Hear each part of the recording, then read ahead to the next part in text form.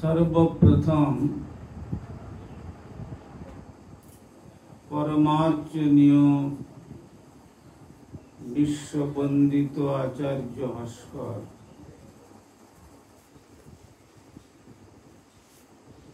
प्राच्य पाश्चात्य श्री चैतन्य महाप्रभुर प्रेम धर्मेर बाणीर निर्भीक प्रचारक प्रवर कलि युग पावन अवतारी भुवन मंगल परम करुण श्री श्री कृष्ण चैतन्य महाप्रभु अभिन्न श्री नित्यानंद मूर्त प्रकाश मूर्ति जिन्हें जगद्गुरु जुगाचार्य श्रील प्रभुपाद भक्ति सिद्धांत सरस्वती गोस्वामी ठाकुरे अनुकंपित जनेर अन्यतम कृपा भाजन परमाराध्य श्री गुरुपाद पद्म ओम विष्णुपाद परिव्राजकाचार्य वर्य त्रिदंडी स्वामी श्री श्रीमद् भक्ति कुमुद संत गोस्वामी ठाकुरेर रातुल चरणी संख्यातीत साष्टांग दंडवत प्रणति जानिए तार अहैतुकी कृपा आशीर्वाद प्रार्थना करी। तदनंतर अभिन्न श्री गुरुपाद पद्म निखिल भारत तथा अंतर्जातिक श्री चैतन्य गौड़ीय मठेर प्राण पुरुष प्रतिष्ठाता आचार्य देव ओम विष्णुपाद श्री श्रीमद् भक्तिद्वैत माधव गोस्वामी महाराजित श्रीपाद पद में अनुरूप दंडवत प्रणति जानिए कृपा प्रार्थना अभिमुखे प्राक्तन आचार्य वैष्णव अग्रगण्य श्रील भक्ति वल्लभ तीर्थ गोस्वामी महाराजेर पाद पद्म वंदना करी एवं वर्तमान आचार्य श्री श्रीमद् भक्ति विचार विष्णु गोस्वामी महाराज उपस्थित वैष्णव वृंदो समुपस्थित भगवत कथा श्रवण पिपासु सुधी सज्जन वृंदो ओ मातृमंडली सकल के प्रारंभे जानाई हमार हार्दिक सादर यथायोग्य वैष्णव अभिनंदन।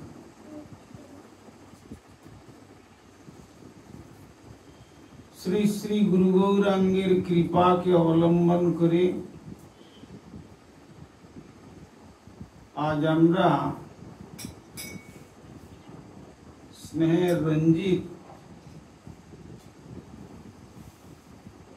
दासाधिकारी प्रभुर आश्रम प्रांगणे बसे किछु भागवती कथा श्रवण एवं कीर्तनेते अंशग्रहण करवार संकल्प निये एतावत् काल पर्यन्त आमरा से सौभाग्य लाभ करेছিলাম।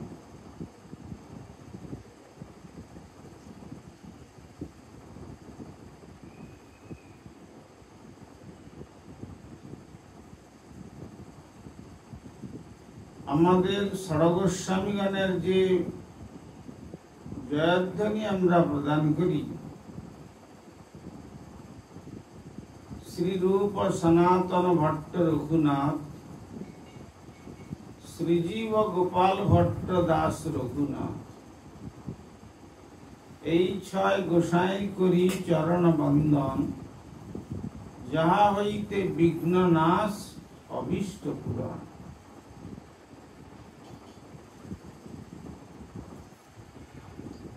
তদানীন্তন সময়ে এরা সব বিশেষ বিশেষ সরকারি কর্মচারী ছিলেন। বিশেষ করে রূপ গোস্বামী এবং সনাতন গোস্বামীর কথা আমরা জানতে পারি। শ্রীমান মহাপ্রভুর সঙ্গে দর্শন হওয়ার পর তারা কর্মজীবনকে অত্যন্ত তাচ্ছিল্য করে যে কোনো প্রকারেই তারা শ্রীমান মহাপ্রভুর চরণ প্রান্তে উপনীত হয়ে সেবা করবার জন্য তারা সব বিসর্জন দিয়েছে। তার মধ্যে অন্যতম হচ্ছেন শ্রী সনাতন গোস্বামী চরণ।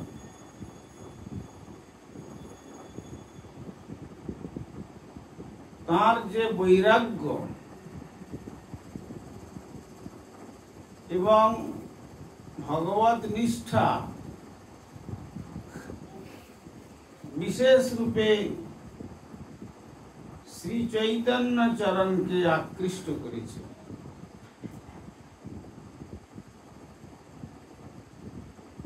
কেননা মহাপ্রভুর ভক্তগণের বৈরাগ্য প্রধান। যাহা দেখি তুষ্ট হন শ্রী গৌর ভগবান। কোথায় রাজ কর্মচারী বাদশাহ হোসেন সাহেব আর সমস্ত কিছু পরিত্যাগ করে তিনি শ্রীমান মহাপ্রভুর আদেশ প্রাপ্ত হয়ে কার্যত্রয় করবার জন্য সেই স্থানে ভজনের মাধ্যমে আমাদের জীবনকে শিক্ষা দেওয়ার জন্য নিজে আচরণমুখী তীর্থ উদ্ধার, লুপ্ত তীর্থ উদ্ধার এবং ভক্তি গ্রন্থ আদি প্রকাশন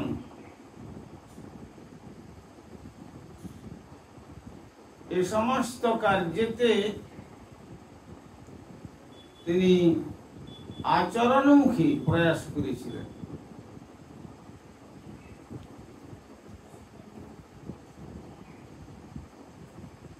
আর জীবন কিভাবে চলছে, অনিকেত বাস, যার কোনো নির্দিষ্ট স্থান নাই যে এই স্থানেতে আমি বসে বসে হরিনাম করব।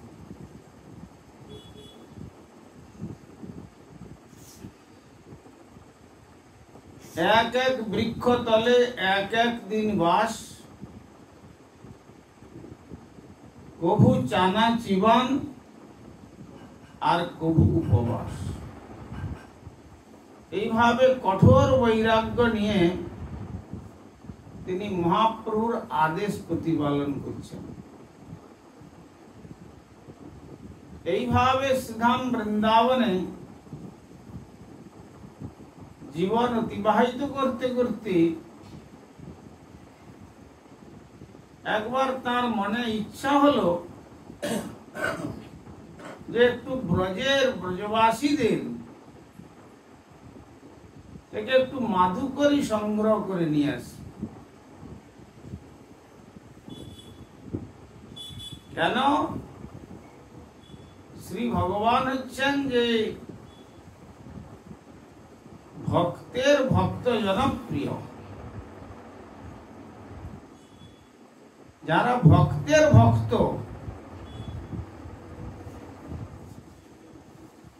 তার অত্যন্ত প্রিয়।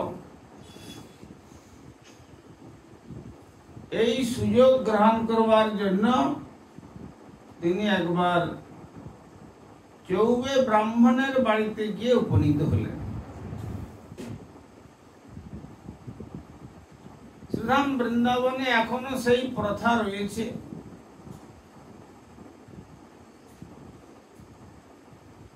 প্রায় এখনো পর্যন্ত 50,000 মহাত্মা শ্রীধাম বৃন্দাবনে এইভাবেই তারা জীবিকা অর্জন করে ভজনময় জীবন যাপন করছে।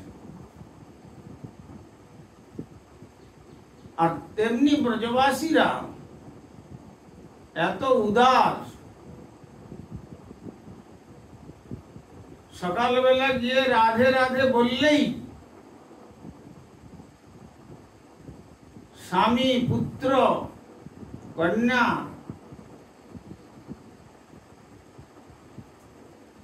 তারা বসে আছে আহারের জন্য, কিন্তু আগে ওই রাধে রাধে বলছেন, সেই সূত্রে তারা বুঝতে পারলেন যে সাধু বাবা মাধুকরী করার জন্য এসছেন।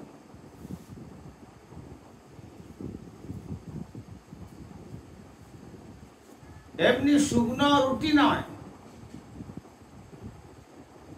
রুটিতে আবার অত্যন্ত সুন্দর করে গব্বক ঘৃত দিয়ে তার মধ্যে আবার সবজি দেবে, দিয়ে আদর করে সাধুর হাতে দিয়ে দেয়। তারপরে আবার নতুন করে রন্ধন করে স্বামী পুত্রাদির জন্য প্রদান করে। আর সন্ধ্যাবেলা যদি গিয়ে রাধে শ্যাম বলেন, তখন তারা জানলেন যে সাধু মনে হয় একটু দুগ্ধ নেওয়ার জন্য এসছে। তারা ঠিক ঘর থেকে তাদের দুগ্ধ নিয়ে এসে বিনা দ্বিধায় তাদের প্রদান করেন। এইভাবে ব্রজেতে হাজার হাজার সব সাধু মহাত্মা তারা জীবিকা নির্বাহ করে ভজন করে চলেছে।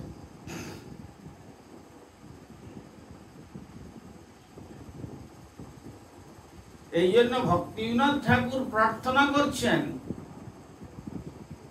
কবে ব্রজবাসী ঘরে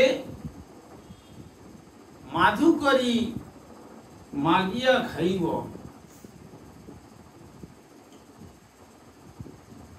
কেননা শ্রীকৃষ্ণের ব্রজবাসীর প্রতি স্বাভাবিক প্রীতি, আবার ব্রজবাসীর স্বাভাবিক প্রীতি শ্রীকৃষ্ণের প্রতি, এটা তাদের স্বভাব সিদ্ধ। এখনো বৃন্দাবনে গেলে আমরা দেখতে পাই ছোট ছোট বালক বালিকারা দেখা হলেই বাবা রাধে রাধে।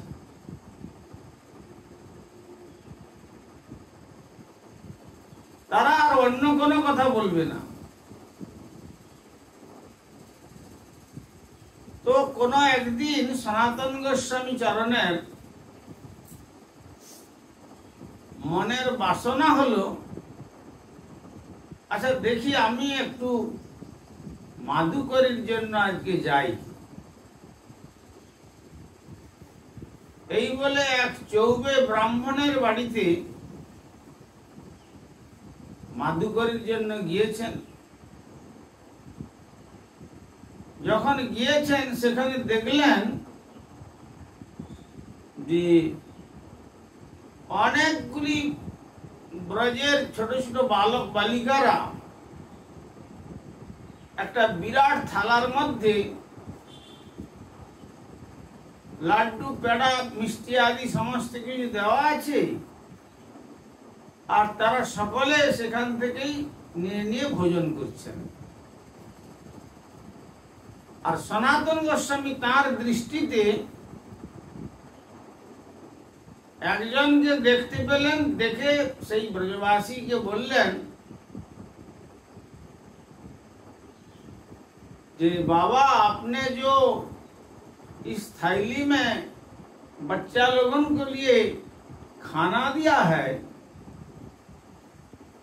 सब ठीक है आपका काम, लेकिन वो श्यामला वाला जो छोटा लाला है ना, उसको कम से कम अलग से अलग थैली में भोजन देना। মানে এই যে থালার মধ্যে, একটা থালার মধ্যে সব ব্রজের অসংখ্য বালক বালিকাদেরকে ভোজন দিয়েছো, তার মধ্যে ওই যে একটু শ্যামবর্ণ যে ছোট্ট সুন্দর বালকটি, তাকে একটু আলাদা পাত্রে যত্ন করে দেবে। কেন ना, ये ब्रज की लाला नहीं है। कौन है? तुम्हारा मंदिर में जो मदन मोहन है ना, वही मदन मोहन इस थाली में एक ही साथ बैठ के सबका झूठा भोजन करते हैं। तखन तारा ब्रजवासी बोलें, देखो बाबा, तुम्हारा पास तो ठाकुर जी है, मदन मोहन है, तो हमारा पास तो ब्रज की लाला ही है। তোমার কাছে উনি মদন মোহন,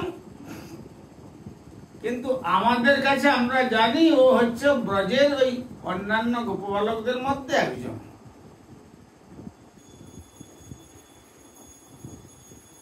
তো এই কথা বলে দু চার কথা হলো, তারপরে মাদুকরি নিয়ে সেই ব্রজবাসীর ঘর থেকে বেরিয়ে আসছেন। বেরিয়ে আস্তে আস্তে মনে হলো আমি ব্রজবাসীর ভাবের মধ্যে একটা ছেদ আনয়ন করবার উক্তি প্রদান করলাম, এটা তো আমার মনে হয় ভালো কার্য হলো না। কেননা তাদের যে স্বতঃস্ফূর্ত ভগবানের চরণে অনুরাগ, সেখানে কোনো বিধি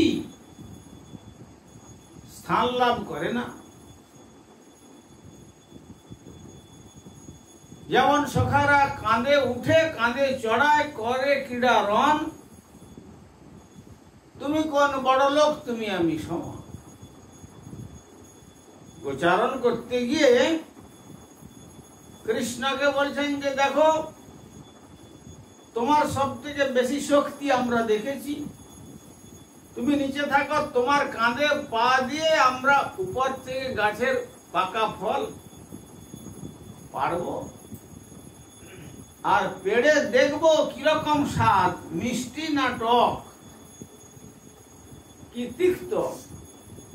এইগুলো একের পর এক দু চারজন দেখতে দেখতে যখন দেখবে যে হ্যাঁ খুব সুন্দর স্বাদিষ্ট, শেষে তাদের থুতু নালা মিশ্রিত এঁঠো জিনিস, আর কৃষ্ণকে বলছেন কৃষ্ণ খাও, बहुत स्वादिष्ट फल है। তো তারপরে বলছেন গোচারণ করতে গিয়ে খেলা খেলছেন, খেলার আগে প্রতিজ্ঞা হয়ে গেল, দেখো যদি তুমি হেরে যাও কৃষ্ণ, তাহলে তোমার কাঁধে চড়ে আমরা গোকুলে ফিরব, আর যদি আমরা কেউ হেরে যাই তাহলে আমরা তোমাকে কাঁধে নিয়ে গোকুল যাত্রা করব। কখনো ভগবান শ্রীকৃষ্ণ নিজে হেরে যাওয়ার লীলা করছেন, যেন হেরে গেলেন, তখন সখারা তার কাঁধে চড়ে বসছেন, আর যখন চলতে পারছেন না, তার বক্ষস্থলে পায়ের আঘাত দিয়ে বলছেন চলো চলো কৃষ্ণ, তাড়াতাড়ি চলো, দেরি হচ্ছে, রাত হয়ে গেলে আবার এ সমস্ত বালক রয়েছে, গোবৎস রয়েছে, বনে হিংস্র জন্তু রয়েছে, অসুবিধা হবে। কৃষ্ণ তাদের বহন করে নিয়ে চলেছে। আবার কখনো গোপবৎসগণ হেরে যাচ্ছেন, তখন কৃষ্ণ তাদের কাঁধে চড়েছেন। এইভাবে কাঁধে চড়ে, কাঁধে চড়ায় করে ক্রীড়ারণ। তুমি কোন বড় লোক? তুমি আমি সম। তুমি কি এমন বড় লোক? তুমিও গোয়ালার ছেলে আর আমরাও গোয়ালার ছেলে। তুমিও গোচারণ করো সকালবেলা থেকে, আর আমরাও তোমার সঙ্গে সকালবেলা থেকে গোচারণ করি। সুতরাং পার্থক্য কোথায়?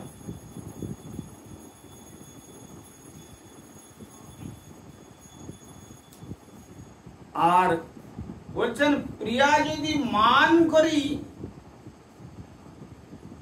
করে পবিত্র ভৎসন, বেদস্তুতি হইতেও হরে মোর মন। রাধারানী যদি কখনো বিশেষ কিছু ভৎসনা করেন, তখন বলছেন বেদের যারা বেদ মন্ত্রে, পুরুষোক্ত মন্ত্রে, শ্রী সূক্ত মন্ত্রে, অবমানী সূক্ত মন্ত্রে যারা আমার স্তব করেন, তার থেকেও আমার চিত্ত বিশেষ আকৃষ্ট হয়ে যায়। এই হচ্ছে ব্রজের ভক্তি। ব্রজের ভক্তি ওটা হচ্ছে ব্রজের মধ্যেই সীমাবদ্ধ।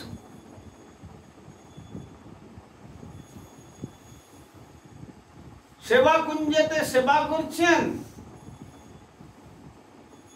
সেবা করতে গিয়ে রাধারানী বলছেন দেখো তুমি আমার কেশ বিন্যাসটা কত সুন্দর করে করে দিয়েছিল ললিতা, আর তুমি আমার মাথার কেশগুলো এলোথেলো করে দিলে, দাও আমার কেশ বিন্যাস করে দাও।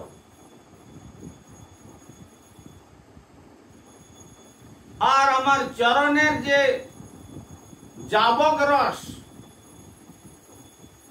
জাবক রস মানে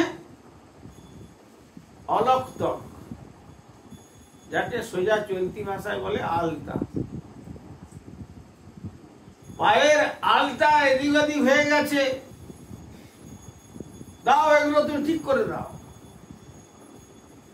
রাধারানী চরণ বাড়িয়ে দিয়েছেন, আর দুটো চরণকে কৃষ্ণ কোলে নিয়ে দেখছেন যে চরণের যে চিহ্ন অঙ্কিত রয়েছে, ধ্বজবজ্র অঙ্কুশাদি, এইসব চিহ্ন থেকে বিস্ফারিত নেত্রে এ তো কোনো মানবী হতে পারে না। তখন সেই চরণ দুটিকে নিয়ে তিনি তার নিজের বক্ষে জড়িয়ে ধরে তিনি যেন মনে কত শান্তি লাভ করছেন, আর তুলি দিয়ে একবার অতি সুন্দর করে জাবক রসের চরণকে রঞ্জিত করছেন। আর সেবা কুঞ্জে ভগবানকে সকলে সম্মুখে রেখে পরিক্রমা করেন। আর সেবা কুঞ্জে দেখবেন যখন কেশ বিন্যাস করছেন, তখন শ্রী রাধা ঠাকুরানী কৃষ্ণকে পিছন করে বসছেন, আর রাধারানীর পিছনে কৃষ্ণ বসে আর অতি যত্নে কেশ বিন্যাস করছেন। চিরুনি দিয়ে আর কেশ বিন্যাস করে তখন রাধারানী বলছেন আচ্ছা ললিতা দেখো তো আগের মতো ঠিক করতে পেরেছে তো?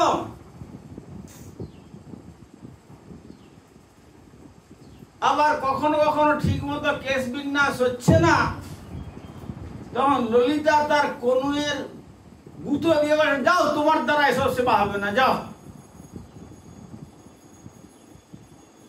এইভাবে ব্রজের ভক্তি।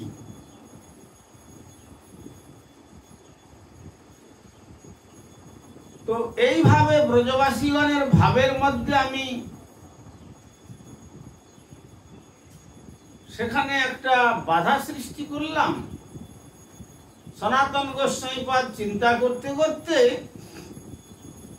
মাধুকরী নিয়ে কালী দহাইতে এসে পৌঁছলেন।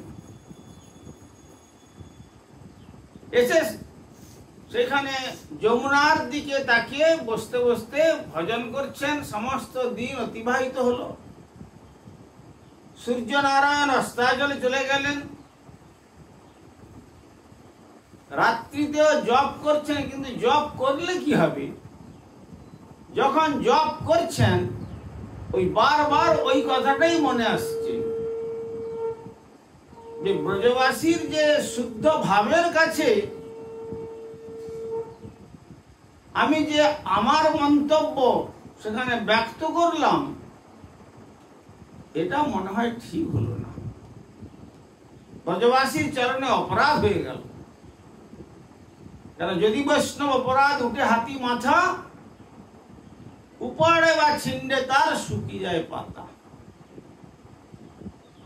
যদি শুদ্ধ ভক্তের চরণে অপরাধ রূপী হস্তির উদ্গম হয়, তাহলে একটা গাছের লতা বৃক্ষ সে যত দূরেই যাক না কেন গাছকে অবলম্বন করে, আর তার মূলকে যদি হাতি বা কোন শক্তিশালী ব্যক্তি টেনে উৎপাদন করে দেয়, সে লতা যত দূরেই যাক না কেন সেখান থেকে পত্র পুষ্প পল্লব সব ম্লান হয়ে আবার নিচে পড়ে যাবে। তেমনি সাধকের ভক্তিলতা বাড়তে বাড়তে বাড়তে বাড়তে বিরজা ব্রহ্মলোক ভেদ করে গোলক বৃন্দাবনে কৃষ্ণচরণ কল্পবৃক্ষে করে আরোহণ। কিন্তু যদি কোন ক্রমে বৈষ্ণব অপরাধ হয়ে যায়, তাহলে ওখান থেকেও লতা আবার পুনরায় এই মর্তেতে পতিত হয়। এই বলে তিনি চিন্তা করছেন যে আমি ঠিক করলাম না বলে মনে হচ্ছে। এই বলে সমস্ত রাত্রি ধরে আর শ্রী নাম জপ করছেন। শেষ রাত্রিতে একটু তন্দ্রা আসলো। যখন তন্দ্রাচ্ছন্ন অবস্থা, তখন ওই যে মদন মোহনকে এখানে মন্দিরে দেখেছিলেন, একসঙ্গে সমস্ত সখাদের সঙ্গে ভোজন করছিলেন,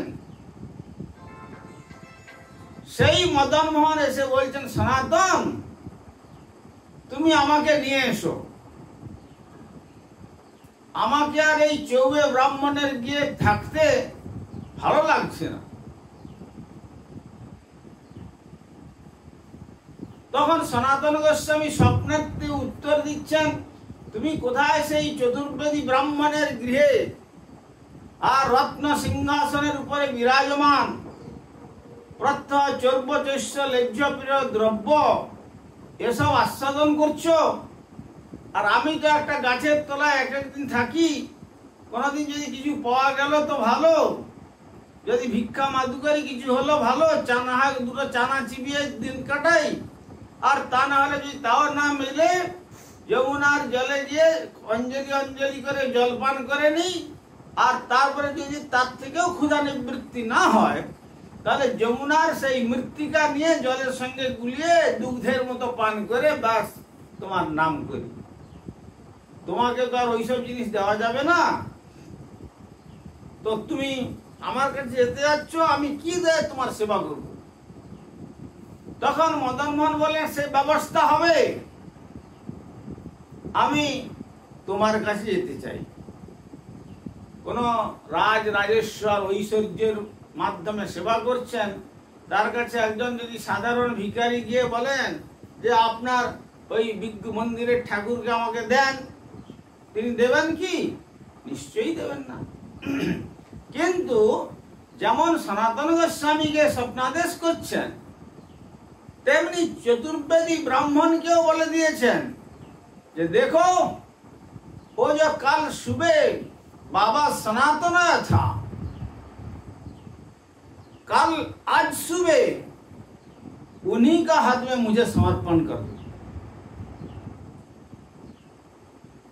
हम उनका पास सेवा ग्रहण करेंगे। কাল যে এসেছিল বৃদ্ধ সনাতন বাবা, অতএব তার কাছে তুমি আমাকে সমর্পণ করে দাও, আমি ওনার সেবা গ্রহণ করব। তখন ব্রজবাসী চিন্তা করলেন, সেই বাবা सनातन कहाँ रहते हैं, उनका कुटिया कहाँ है, हमको तो मालूम नहीं। लेकिन সকালবেলা স্নান আন্নিক আদি করে জব করতে করতে স্বপ্ন তো দেখছেন, বলছেন দেখি তাহলে যদি কি বলতে চান। আমি কিছু গিয়ে বলবো না, যদি চৌবে ব্রাহ্মণ কিছু বলেন তখন তারপরে কথা আসবে।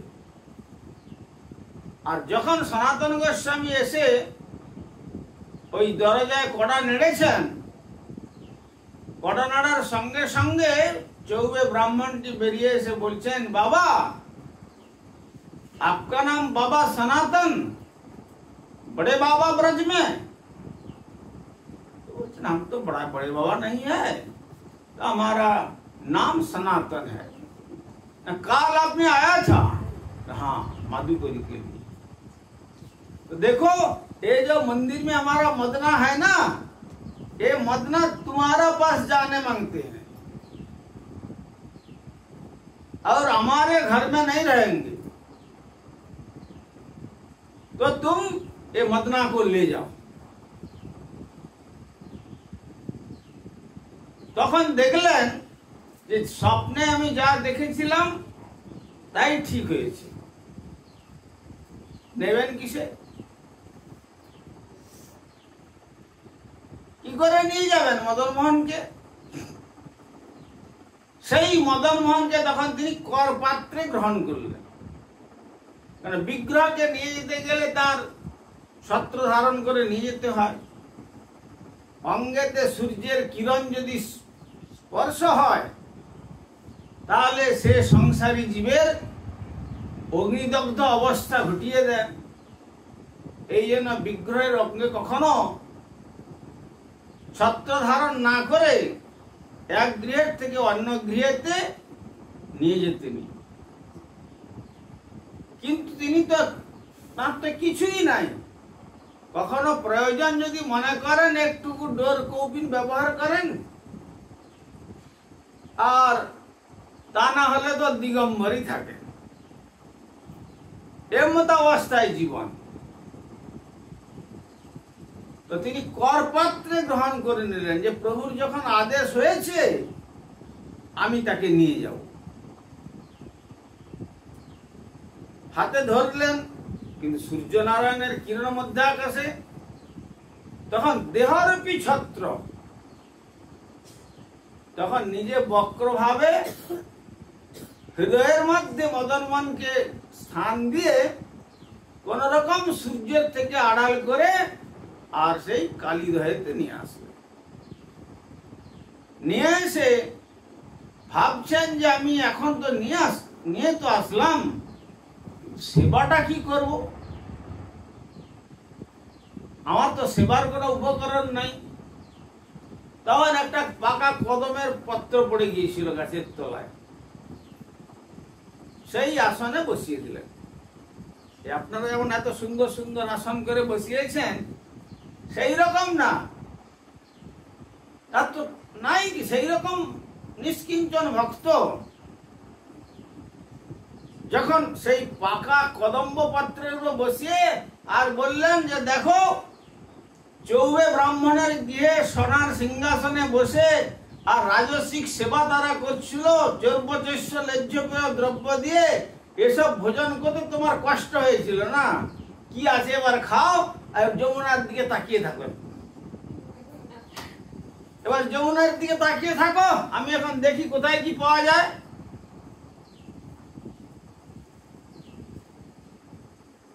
যমুনার দিকে মুখ করে বিগ্রহকে রেখে দিলেন, আর রেখে দিয়ে তিনি মাদুকরি করতে চলে গেলেন। কিন্তু আজকে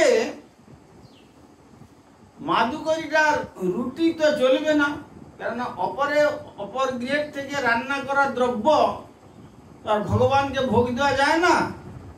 ভগবানকে ভোগ দিতে গেলে নিজের গৃহে নিজেকে রন্ধন করে দিতে হয়। সনাতন গোস্বামী ব্রজবাসীদের গৃহে গেছেন, আর গিয়ে সেখান থেকে কি হলো, যারা দেরিতে আসেন পিছনে থাকুন, শুনতে ডিস্টার্ব করবেন না। যারা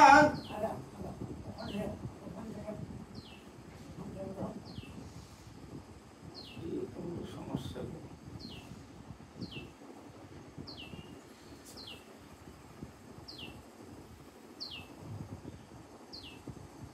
তো সেই ব্রজবাসীদের ঘরে গিয়ে বলছেন, বাবা कि मैया मुझे थोड़ा से चूना मादू करी दो। ब्रजेर आटा के बोले चूना, ब्रज भाषा, ब्रज बोली ओटा। तখন ब्रज माया बेरिए से बोलते कि बाबा क्या तेरा दिमाग खराब हो गया, इतना वृद्धावस्था में चूना लेकर तुम क्या करोगे? रोटी ले जाओ, सब्जी ले जाओ, मठा ले जाओ, दूध ले जाओ, खीर ले जाओ, जाके भोजन करो और भजन करो। तो सनातन गोस्वामी ने जवाब दिया कि नहीं मैया, मुझे आज चूना का बहुत जरूरी है, किंतु यदि वृंदावने আপনারা মাদুকরি করতে গিয়ে আটা ভিক্ষা করতে চান, তখন তারা একটু মনে করে বাবার নিশ্চয়ই কোনো অন্য অভিলাষ আছে। কেন বেশিরভাগই পূর্ববঙ্গের লোকেরা ওই গিয়ে আটা ভিক্ষা করে, আর ভিক্ষা করার পরে যখন আটা বস্তা ভরে যায় বিক্রি করে টাকা পাঠায় ঘরে।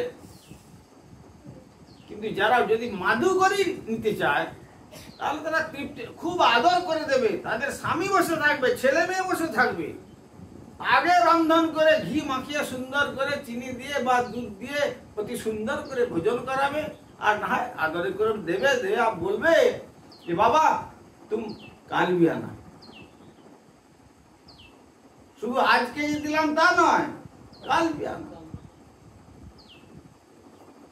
আবার তার পরের দিন গেলে এখানে হয়তো যদি এইসব জায়গাতে কেউ একদিন তার পরের দিন আসে মাদুকরির জন্য, বলে তুমি কাল আসলে আজ বাবার আজ এসছো, কিন্তু সেখানে উল্টো বলেই দিবে বাবা কাল भी आना। হয়তো কোনো বাবা গিয়েছেন, হয়তো কোনো বাবা যেতে পারেননি কোনো কারণবশত, তো না যেতে পারলে কি হবে, সূর্যাস্তের আগে সে বাবা का कुटिया में स्वयं ওই মাদুকরি নিয়ে তারা এসে দিয়ে দেবে। আর जिज्ञासा करे बाबा क्या आज आपने माधुकरी के लिए नहीं निकला, इसलिए मैंने लाई हूं, ये लो भोजन करो और भजन करो। এই রকম ব্রজের ভাব। তো সারা দিন ধরে এইভাবে তিনি অন্বেষণ করছেন। সকলেই বলছে যে বাবা का दिमाग खराब हो गया, মাথা খারাপ হয়ে গেছে, এই বৃদ্ধ বয়স, যাও চলে যাও, कुछ नहीं होगा। সূর্যদেব অস্তাচলে যেতে যাচ্ছেন, আর এমন সময়তে আর একটা সেটের বাড়িতে গিয়েছেন। আর সনাতন গোস্বামী মনে মনে করলেন যদি কিছু মিলল তো ভালো, না ফিরে গিয়ে যমুনার জল পাতায় করে দোনায় করে নিয়ে এসে দিয়ে বলবো যে মদন মোহন খাও।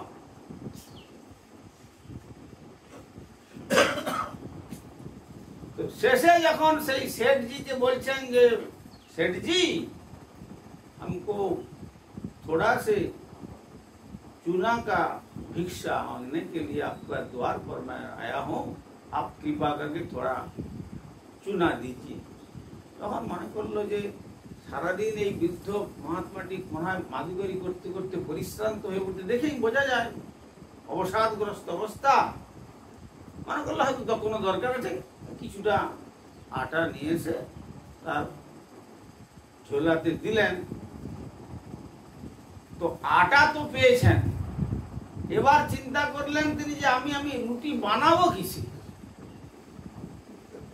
সেসব তো আমার ঘরে কিছু নাই, না আছে চাকতি, না আছে বেলনা, না আছে মানে তাওয়া, না আছে কাঠের কাঠ, না আছে আগুনের ব্যবস্থা, না আছে উনুনের ব্যবস্থা, না আছে কিছু। আস্তে আস্তে প্রখর শীতের মধ্যে দেখতে পেলেন ব্রজবাসী ছেলে মেয়েরা কান্ডা দিলে আর আগুনের তাপ নিচে, ব্রজে তো প্রচুর ঠান্ডা, ঠান্ডা যখন পড়ে তখন প্রচুর ঠান্ডা পড়ে, চামড়া ফেটে রক্ত বেরিয়ে থাকে, আর তেমনি গরমেতে লু বইতে থাকে। রাধারানী এতই পরীক্ষা নেন ভক্ত। তো তথাপি ঐকান্তিক ভক্ত যারা তারা ওই ব্রজেই পড়ে থাকেন আর প্রার্থনা করেন শ্রীজির চরণে, রাধে তুমি যতই পরীক্ষা নাও যেন তোমার চরণ তলেই আমাদের এই দেহটা বিলীন হয়ে যায়।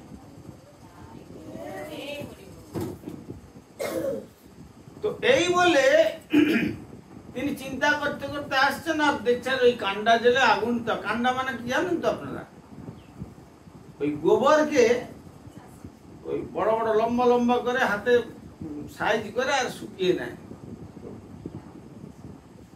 যে গোল করে না, 3 কোনা করে, সেটা অনেক বেশি জলে।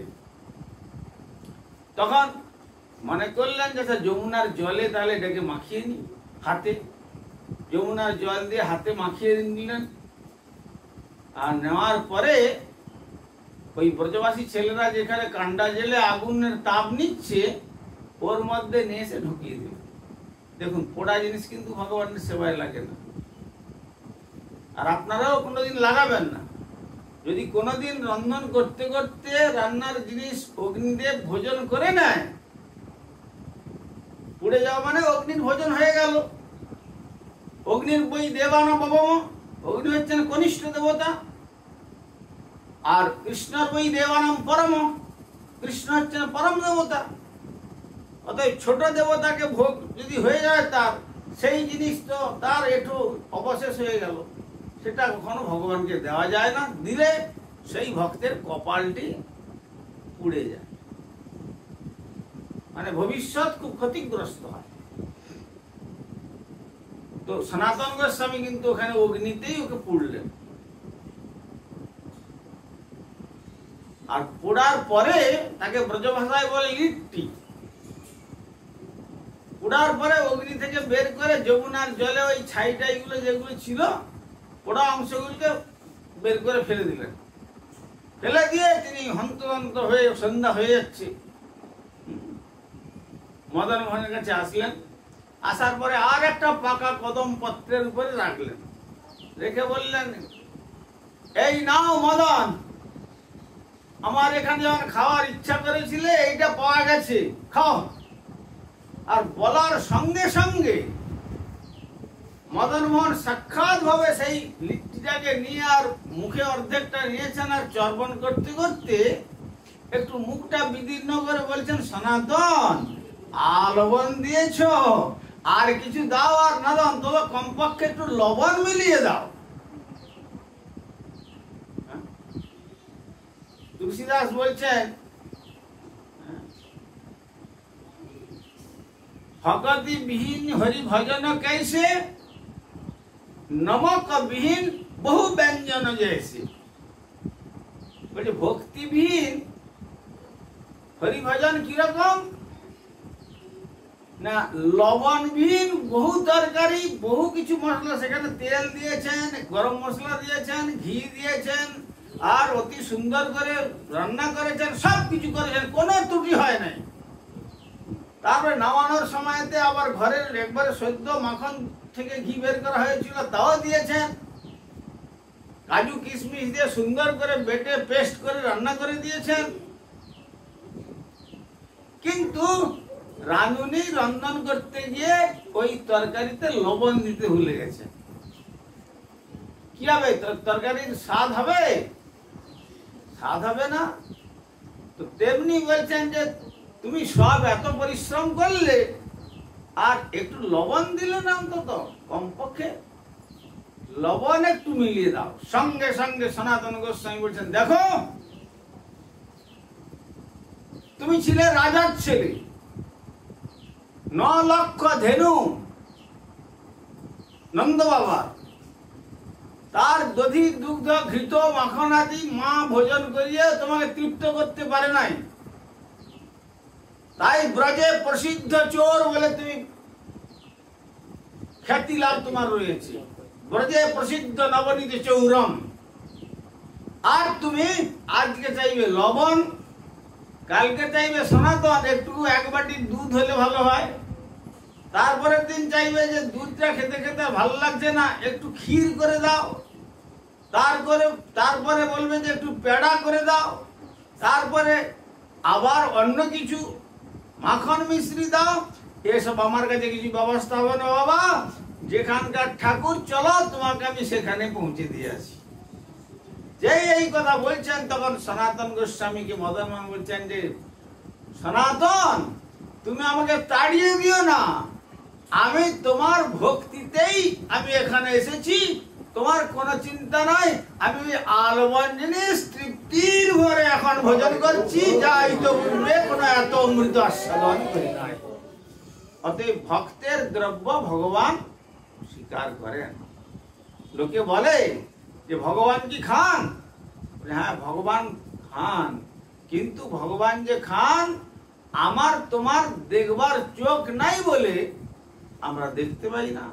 মাধবেন্দ্র পুরীপাদ সেখানে গোপাল দেবকে যখন অন্নকূট সাজিয়ে ভোগ দিলেন, তখন মাধবেন্দ্র পুরীপাদ দেখলেন তার দৃষ্টিতে বহুদিনের ক্ষুধায় গোপাল খাইল সকল। ইহা অনুভব করিল মাধব গোসাই। গোপালের মাধবের কাছে লুকানো কিছু নাই, ভক্তের কাছে ভগবান লুকিয়ে থাকতে পারেন না, সব ব্যক্ত করে দেন। তো তাহলে তারপরে প্রসাদ কি করে পেল? পুনরায় তার শ্রীহস্ত স্পর্শে যেমন ছিল ঠিক তেমনি করে দিল। এই জন্য ভগবানের মন্দিরে যতক্ষণ না পাঠানো হচ্ছে ততক্ষণ পর্যন্ত এমনি চাল ডাল তরকারি হচ্ছে, কিন্তু যখন ভোগের পারস মন্দিরে চলে গেল, পূজারী যখন তাকে বেদ মন্ত্রে আমন্ত্রণ জানিয়ে নিবেদন করলেন, তারপরে সেটি প্রসাদ রূপে ভক্ত গ্রহণ করে তার অবিদ্যাকে সম্পূর্ণ জয় করতে পারেন। সুতরাং ভক্তের দ্বারাই ভগবান জগতে প্রকটিত হন। কাল বলেছিলাম যে 1000 মাইল পথ হেঁটে হেঁটে এসে ভক্তের জন্য সাক্ষী দিয়েছিলেন।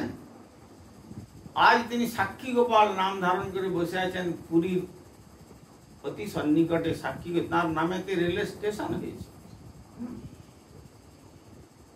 রেমুনাতে মাধবেন্দ্র পুরীপাদের জন্য তিনি ক্ষীর চুরি করেছিলেন, যার লাগি গোপীনাথ ক্ষীর কইল চুরি, সে কারণে নাম হইল ক্ষীর চোরা হরি।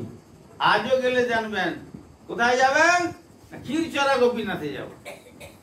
ভক্তের জন্য ভগবান চুরিও করতে ভালোবাসেন, আর ভক্তের জন্য ভগবান দাঁড়ানো ঠাকুর টোটা গোপীনাথ।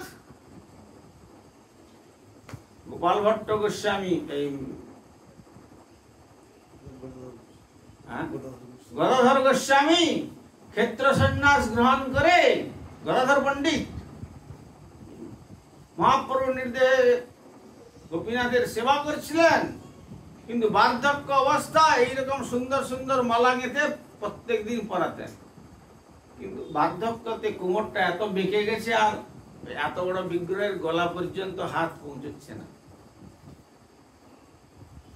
মনের দুঃখে মালাটি তার চরণ তলে রেখে দিয়ে চলে আসলেন। ঠাকুর তুমি আমার বেঁচে থাকার অধিকারটুকু কেটে নিলে, এই তোমার সেবাই করতে পারলাম না, তাহলে আমার এই দুর্লভ মনুষ্য জীবনের কি ফল?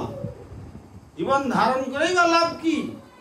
আরে জীবন ধারণের জন্য আহারই বা করবো কেন? আহার করার অধিকারটাও তুমি কেটে নিয়েছো। অভিমান ভরে বাইরে বেরিয়ে এসে ঠাকুরকে শয়ন দিয়ে নাম করছেন। শেষ রাত্রে বললেন মালা পরাতে পারছো না বলে তোমার মনের মধ্যে অভিমান হয়েছে, কোনো চিন্তা নাই, আমি আর দাঁড়িয়ে থাকলাম না, তোমার মালা পরবার জন্য আজ থেকে আমি বসে পড়লাম। সুতরাং তুমি কাল থেকে আপন সাধে যত খুশি উদ্যান থেকে পুষ্প তুলে নিয়ে এসে মালা গেছে আমার গলায় মালা পরা। টোটা গোবিন্দে গেলে দেখুন মালা পড়ছে, বসে আছেন, এক পাশে রাধারানী, এক পাশে ললিতা, আর শ্রী গোপীনাথ তিনি বসে গেছেন। তেমনি শ্রীধাম বৃন্দাবনের রাধারমণ বিগ্রহ স্বয়ং প্রকাশ, কোন কারিগরের দ্বারা প্রকাশ হয়। শেঠরা এসে বলছেন